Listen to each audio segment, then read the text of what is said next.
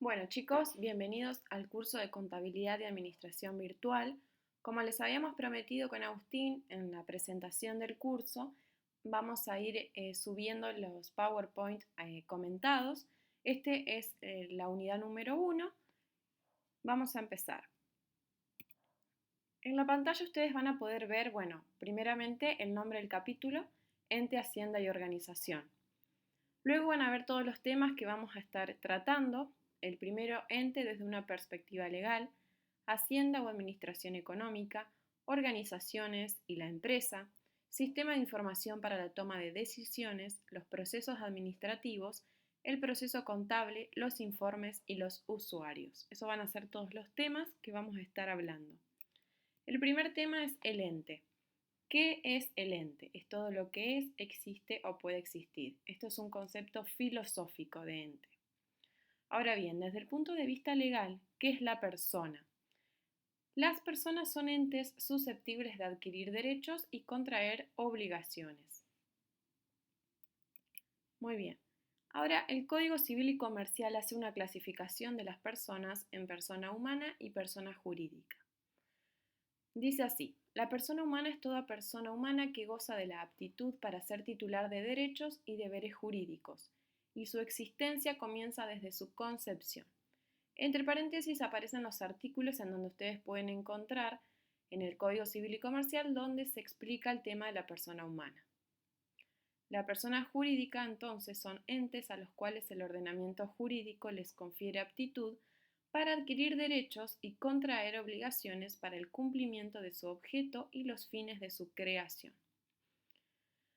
A su vez, las personas jurídicas se pueden clasificar en dos: en personas jurídicas privadas y en personas jurídicas públicas.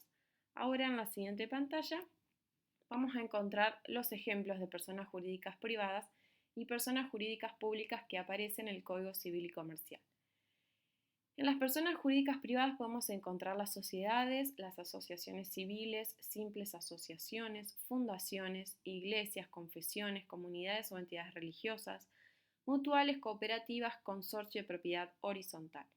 Y dentro de las jurídicas públicas tenemos al Estado Nacional, las provincias, Ciudad Autónoma de Buenos Aires, los municipios, entidades autárquicas, los estados extranjeros y la Iglesia Católica.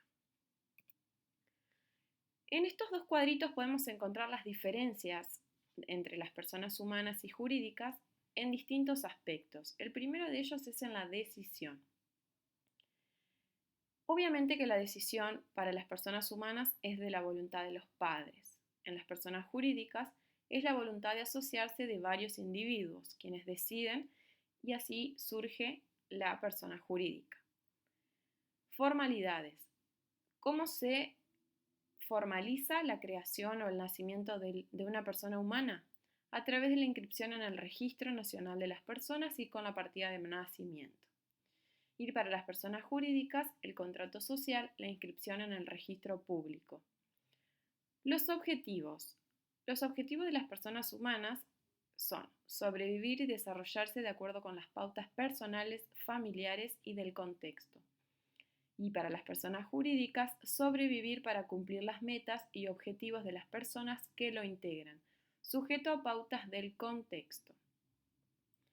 Los derechos y obligaciones de las personas humanas son participar de los derechos y obligaciones desde temprana edad, plena capacidad a la mayoría de edad.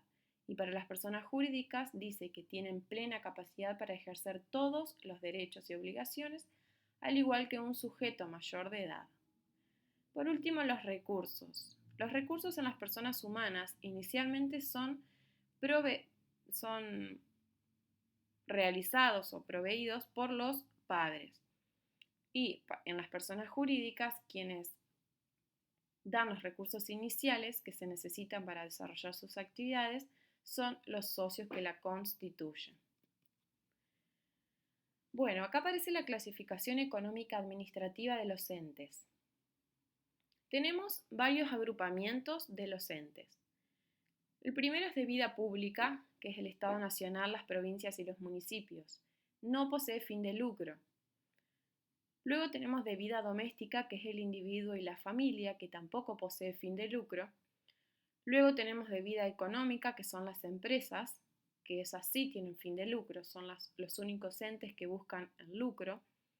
Luego tenemos de previsión, que son de beneficencia y asistencia social, tampoco tiene fin de lucro.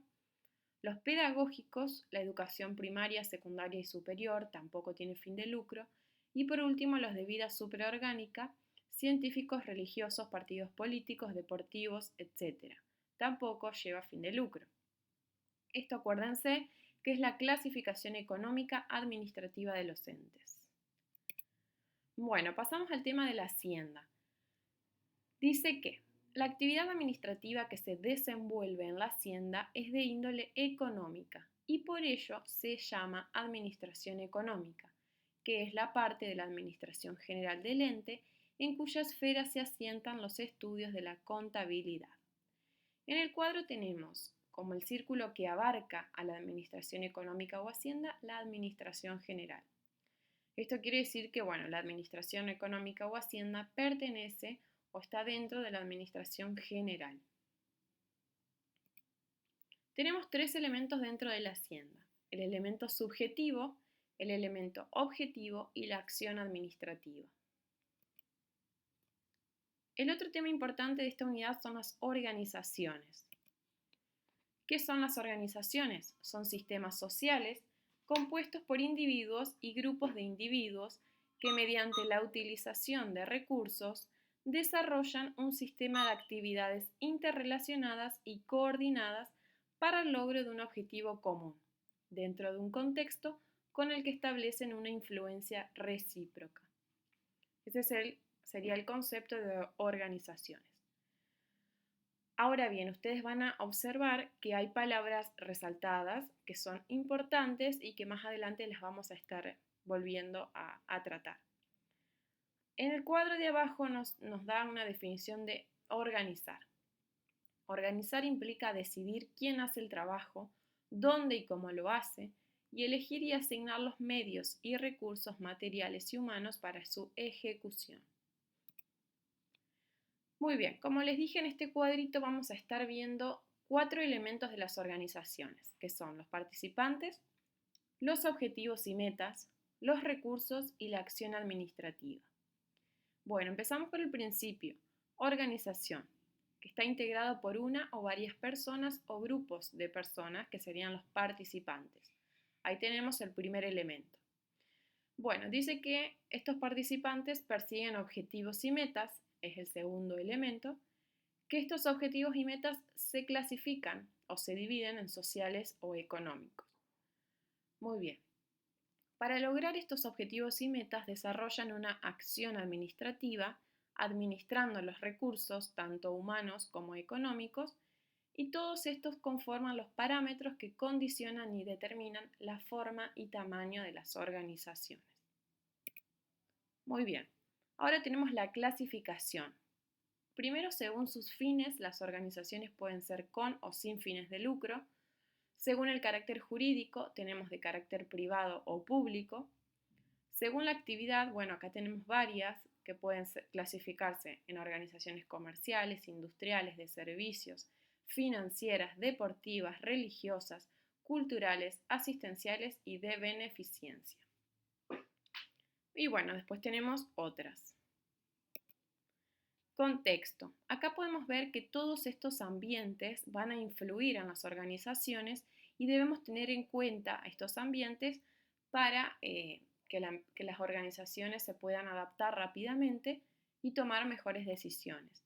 Tenemos los ambientes que pueden influir entonces a las organizaciones, pueden ser el ambiente tecnológico, el cooperativo, el económico, el natural, el social y el político y legal. Organización interna. Como les dije anteriormente, las organizaciones no deben permanecer estáticas, deben estar preparadas para adecuarse a los cambios tanto internos como del contexto para el logro de sus objetivos. El ejemplo que se me viene ahora a la mente que les puedo comentar es un cambio del contexto, que sería, por ejemplo, la tecnología que está muy presente en nuestras vidas. Y las organizaciones deben estar preparadas y deben capacitarse y deben tener en cuenta la tecnología, ya que es muy importante y, y bueno, nos va a servir para lograr nuestros objetivos si la organización está preparada. Si la organización permanece estática, obviamente no sería un beneficio para nosotros. Bueno, administrar. Abajo nos aparece el concepto de administrar, que es combinar de manera óptima los recursos de un ente para lograr los fines establecidos. Vamos a ver ahora qué es un proceso administrativo. En esta filmina lo que aparece es el proceso y la administración, dos conceptos por separado. Pero nuestro objetivo es lograr comprender qué es el proceso administrativo. Bueno, como primer paso, ¿qué es un proceso? Un proceso es un conjunto de las fases consecutivas de un fenómeno natural o de una operación artificial. Acá tenemos el concepto de proceso en general.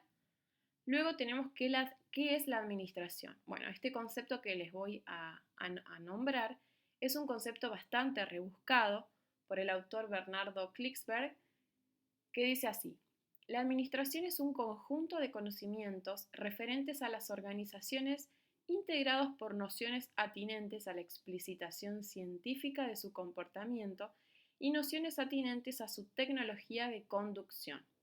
Como les dije, este concepto es muy rebuscado, es medio difícil de aprender, pero bueno, en fin, lo que nosotros tenemos que aprender es que el proceso administrativo es la herramienta que se aplica en las organizaciones para el logro de sus objetivos y satisfacer sus necesidades lucrativas y sociales. Esto es un concepto mucho más sencillo, más fácil de acordarse, así que bueno, está bueno que hagan énfasis en lo que significa, en fin, el proceso administrativo. Pasamos a la otra filmina en donde nos aparecen los procesos que aparecen en la organización, que son 4. Primero tenemos la planeación, luego le sigue la organización, la dirección y el control. Todos estos procesos están retroalimentados. Esto quiere decir que, por ejemplo, si nosotros en la etapa de control vemos que algo está fallando en nuestra organización, debemos tener en cuenta este fallo para mejorarlo, volver a planear, organizar y así todo el proceso para de esta forma tomar las mejores decisiones dentro de la organización. Bueno, acá tenemos las 4 etapas o 4 procesos. La planeación, que es la primera, es qué se quiere hacer, qué se va a hacer. La segunda es cómo se va a hacer, que es la organización. Luego tenemos la dirección, ver que se haga. Y por último el control, cómo se ha realizado.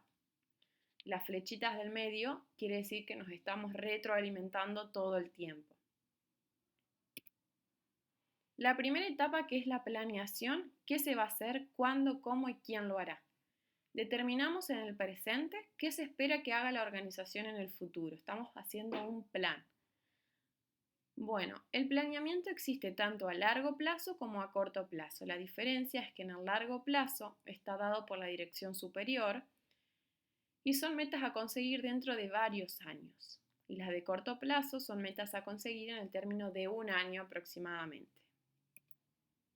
Bueno, acá tenemos el concepto de planeación, planeamiento o planificación, que es un proceso de establecer objetivos y escoger el medio más apropiado para el logro de los mismos antes de emprender la acción. Entre paréntesis está el autor que desarrolló o elaboró este concepto. Tenemos 3 tipos de planes: un plan estratégico, un plan directivo y un plan operativo. Esto es muy importante, así que hagan énfasis en los tipos de planes. El estratégico está dado por la alta dirección de la empresa o de la organización. Son objetivos, como dijimos, a largo plazo. El directivo está dado por las gerencias medias, que ya vamos a ver cuando lleguemos al tema de los organigramas. Las gerencias medias, acuérdense, después les voy a mencionar de nuevo esto. Son objetivos directivos o tácticos. Y luego, por último, tenemos los planes operativos, que son los que los dan los mandos medios. Son procedimientos estandarizados para situaciones que son recurrentes y permanentes.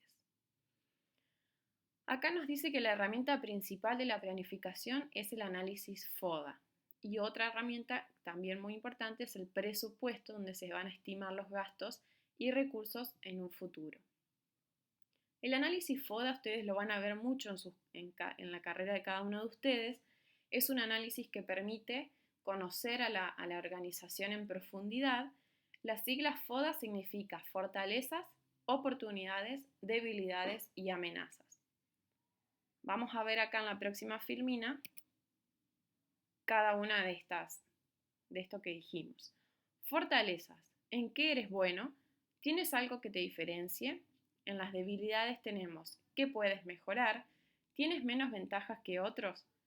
En las oportunidades, ¿qué oportunidades tienes a tu alcance? ¿De qué tendencias te puedes beneficiar? Y en las amenazas, ¿qué te podría distraer y qué hace tu competencia? La diferencia entre estas cuatro etapas o cuatro cosas dentro de la organización es que las fortalezas y las debilidades son de la empresa o de la organización que estamos analizando. Son internas, a eso me refiero. En cambio, las oportunidades y las amenazas tenemos que ver a nuestra empresa o nuestra organización comparado o en relación con el contexto, con la competencia, con lo de afuera. Son aspectos externos. Esa es la diferencia. Muy bien. El segundo proceso que vemos es la organización. Si se acuerdan los cuatro procesos, esta es la segunda. Dice que la organización es un proceso donde se determina qué es lo que debe hacerse para lograr una finalidad planeada, dividiendo y coordinando las actividades y suministrando los recursos. Incluye determinar qué tareas hay que hacer, quién las hace, cómo se agrupan, quién rinde cuentas a quién y dónde se toman las decisiones. La herramienta principal de la organización es el organigrama y otras herramientas pueden ser el manual de funciones y el manual de procedimientos. Bueno, como les habíamos mencionado, el organigrama acá es muy importante. Nos permite ver cuáles son las funciones, cuáles son las responsabilidades de cada uno de los puestos dentro de nuestra organización. Como vemos en lo que está resaltado, en negrita que dice, incluye determinar qué tareas hay que hacer, quién las hace, cómo se agrupan, quién rinde cuentas a quién y dónde se toman las decisiones. Es por esto que el organigrama es muy importante, es una herramienta principal para lograr este objetivo de organización. Acá podemos ver el ejemplo de un organigrama, donde vemos como primer puesto la gerencia general, que es lo más importante, donde se encuentran los gerentes, los superiores, digamos, la alta dirección. Luego tenemos la gerencia de producción, gerencia comercial y gerencia de administración. Esto obviamente es un ejemplo de una organización donde tenemos tres tipos de gerencias. No sé si se acuerdan que yo les dije que cuando llegamos al tema del organigrama lo íbamos a mencionar. Podemos decir que la gerencia general es el que realiza los planes estratégicos que vimos. Si ustedes quieren volver atrás las filminas para ver los cuatro tipos de planes, la gerencia general es la gerencia encargada de tomar o realizar los planes estratégicos. Y el segundo tipo de plan que vimos, los planes directivos, son los que dan los mandos medios, que serían estas tres gerencias que pertenecen a la gerencia general. Muy bien, pasamos al tercer proceso que es la dirección. Bueno, la dirección es la función que trata, a través de la influencia interpersonal, de lograr que todos los involucrados o todos los empleados o todos los usuarios en la organización contribuyan al logro de los objetivos. Esta función de dirección se va a ejercer a través de tres funciones o subfunciones: el liderazgo, la motivación y la comunicación. Estas tres subfunciones son esenciales dentro de una organización para ayudar o contribuir al logro de los objetivos. El liderazgo, bueno, el líder de la organización tiene que poder liderar a todos sus empleados para que todos contribuyan al logro de los objetivos, que vayan para el mismo camino. La motivación también es muy importante para mantener a los empleados motivados y que cumplan sus funciones con eficacia, eficiencia, al mejor nivel. Y la comunicación, obviamente, que también es muy importante para que todos estén al tanto de los objetivos que persigue la organización y así todos pueden ir por el mismo camino y, obviamente, contribuir al logro de los objetivos, que es lo principal. Bueno, el cuarto proceso que vemos es el control. ¿Qué es el control? Consiste en evaluar y medir el cumplimiento de los objetivos, metas y planes de la organización. Compara las metas alcanzadas con las pretendidas. Si ustedes se acuerdan, en el primer proceso, que sería el planeamiento, ahí donde nosotros decimos qué es lo que quiere hacer nuestra organización en el futuro, a dónde queremos llegar. Bueno, estos serían nuestras metas pretendidas. Y ahora, con todo en la última etapa del proceso, tenemos que controlar si nuestras metas fueron alcanzadas o no con las que pretendimos en un principio. Bueno, como habíamos dicho, esto implica un proceso de retroalimentación. Recibe información derivada de la tarea de control y decide si continúa con el plan como inicialmente quedó elaborado o si lo modificamos, es decir, que permite correcciones. Esto creo que yo ya lo mencioné, pero bueno, esta etapa es muy importante, la del control, para ver si nuestro plan está fallando en algo. Entonces tenemos la oportunidad de corregirlo y volver a retroalimentar el proceso, volver a planificar y todos los pasos que siguen. Abajo dice que sin el mismo, es decir, sin el control, es imposible conducir a las organizaciones de manera eficaz y eficiente. Muy bien, ahora pasamos a la toma de decisiones, que esto es muy importante dentro de las organizaciones. Tenemos que tener en claro qué es decidir. Decidir es elegir entre dos o más alternativas sobre la base de información que tenemos. Las decisiones pueden clasificarse en programadas y no programadas. La diferencia entre estas es que las programadas son normales, se repiten usualmente y son rutinarias. En cambio, las no programadas no son frecuentes ni repetitivas. El esquema o los pasos para la toma de decisiones son los siguientes. Primero debemos compilar la información, toda la información que podamos. La segunda es evaluar las alternativas que tenemos y la tercera es seleccionar la mejor alternativa. Y así es como se toma una decisión. Acá podemos ver el proceso decisorio, que dice que decidir no es simplemente elegir entre varias alternativas, sino que es un proceso continuo. Bueno, acá ustedes pueden pausar el video y leer con atención y detenidamente los tres procesos dentro del proceso decisorio, que sería decidir, ejecutar y controlar. Y tenemos esa flechita que une decidir y controlar porque también es un proceso retroalimentario. Bueno, ustedes después lo leen bien, pero en realidad es un resumen de todo lo que venimos hablando. Muy bien, pasamos a la información. ¿Qué es la información? Es un conjunto de datos que se transmiten de manera ordenada, de modo que sea entendible por el receptor. Cuanto mejor sea la información que tengamos, menor es la posibilidad de equivocarnos al decidir. Bueno, un sistema de información, entonces, es un conjunto de procedimientos ordenados que al ser ejecutados proporcionan información para apoyar la toma de decisiones y para apoyar el control de la organización. Muy bien, acá tenemos los tres procesos o las tres etapas dentro de un sistema de información. Primero tenemos la captación de los datos, luego estos datos tienen que ser procesados y por último sale la información que nosotros queremos. Nuestro objetivo es la información de salida. Bueno, entonces la captación de datos dice que puede ser interna y o externa y acá nos dice que la diferencia entre dato e información de salida se basa en la existencia de un usuario interesado en esta información. Por segundo proceso tenemos el procesamiento de los datos, es trabajar sobre los datos para adecuarlos a la información de salida que se necesita. Y la información de salida está confeccionada según los requerimientos del usuario. Y nuestra información tiene que ser útil, relevante y precisa. Bueno, tenemos la organización y los sistemas de información. En este cuadro ustedes van a apreciar que primero tenemos a la organización en general.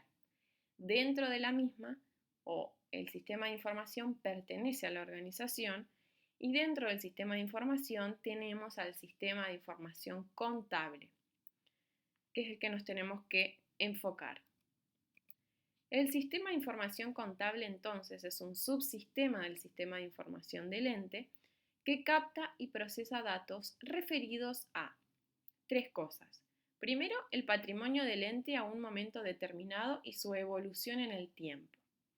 Entonces, el patrimonio del ente a un momento dado y la evolución del patrimonio a través del tiempo, cómo vamos agrandando o disminuyendo este patrimonio. Luego tenemos los bienes de propiedad de terceros en su poder. Estos son bienes que pertenecen a terceras personas que están dentro de nuestra organización. Más adelante lo vamos a ver bien. Pero, bueno, tenemos que tener cuidado con estos bienes que no nos pertenecen, sino que son de terceros, pero los tenemos nosotros. Y por último, los hechos inciertos o contingencias. Estos son hechos que pueden o no pueden ocurrir, no sabemos, no tenemos certeza de que si van a ocurrir o no.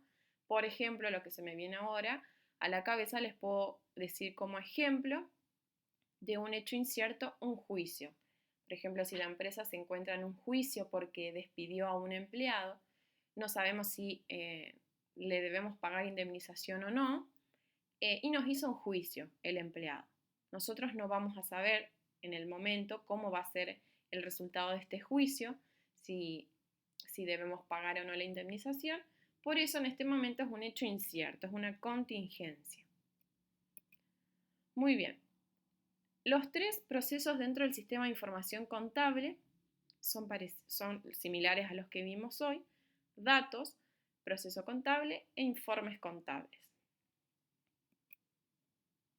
Los datos son elementos de entrada provenientes de fuente interna o externa, correspondientes a operaciones y hechos económicos. Entonces pueden ser de fuente interna, es decir, que son datos que pertenecen a la empresa o a la organización, o externas, que pueden ser, por ejemplo, no sé, la inflación, un cambio en la tecnología que nos afecta a la organización. Eso es de fuente externa. Estos datos pueden ser referidos a el patrimonio de un ente, a los bienes propiedad de terceros y a hechos inciertos. Esto ya lo vimos en la diapositiva anterior. Estos datos tienen que estar respaldados siempre por un documento. En el caso de no estar respaldados por un documento, no nos va a servir, no lo vamos a poder ingresar al sistema y procesarlo. Bueno, el proceso contable tiene 5 etapas: la revelación, la clasificación, la medición, la registración y la exposición. Bueno, ustedes pueden leer con más detenimiento qué es cada una de esas etapas. Yo voy a seguir con la otra diapositiva, que es los informes contables.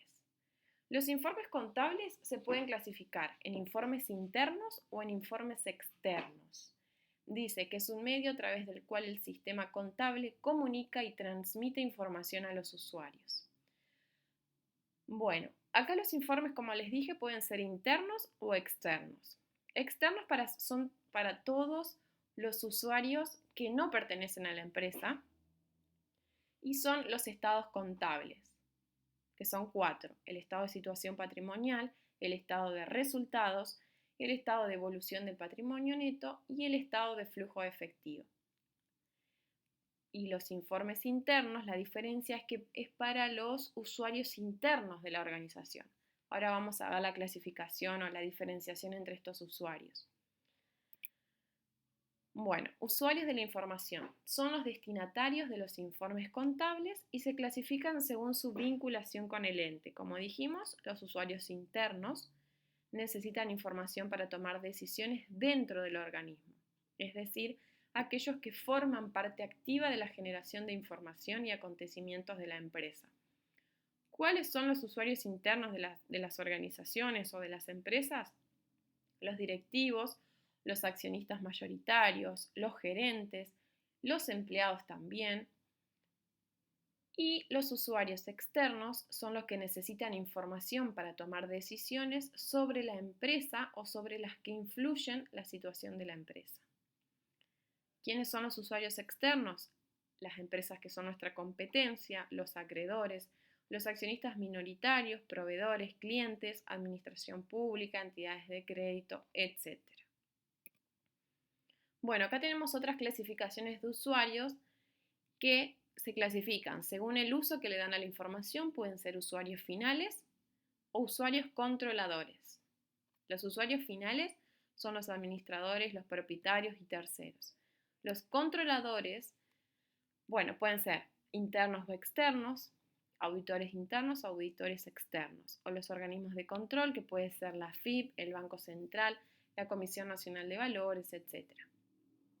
Y dice que utilizan la información para verificar hechos económicos sucedidos en un ente o para determinar las correcciones a la forma de preparación de la propia información contable.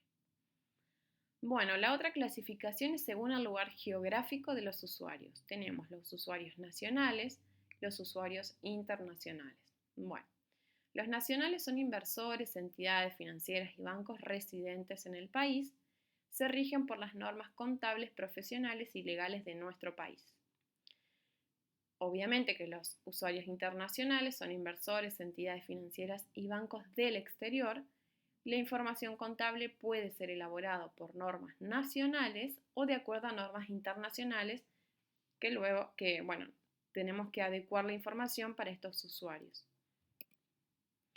El último tema muy importante que está dentro de esta unidad número 1 son las empresas. ¿Qué es una empresa?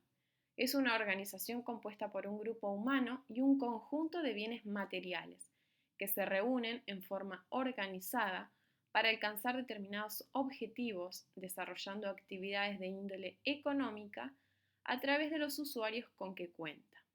¿Cuál es el objetivo de las empresas? Maximizar ganancias y minimizar las pérdidas.